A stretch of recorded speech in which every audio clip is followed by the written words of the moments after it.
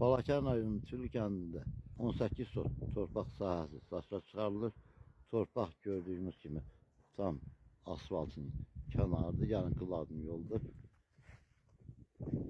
İrəlidə gördüyünüz qəbr sandıqdır. Sağa dönəndə Tülü 4 yoludur. Yəni 4 yoldan sola qəbr sandıq tərəfə dönüb gələndə birinci yoldan sola dönürsünüz. Bu yolun üzərində yerləşir. Torpaq Uqlavoyda yerləşir. O ön tərəfi də, yəni kubik olan tərəfdə maşın yoludur. Torpaq Uqlavoydadır. İnternet xəttidir, işıq xəttidir, qaz xəttidir. Tam qarşısından keçir.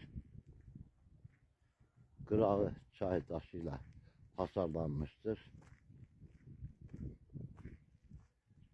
Qeyd etdiyim kimi torpaq Uqlavoyda yerləşir. Burada, yəni bu hissədə maşın yoludur.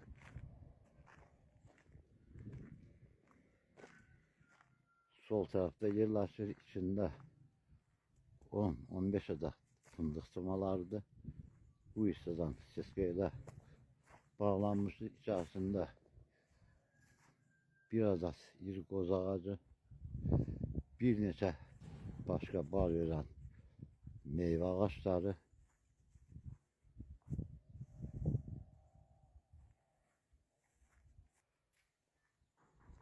gördüyünüz kimi cürbəcür meyvə ağaçlarıdır. Torpaq sahəsi 18 sotdur.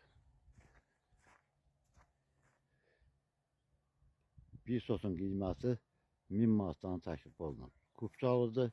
Notarial qaydada alqı-satqı edərək torpağı əldə edə bilərsiniz.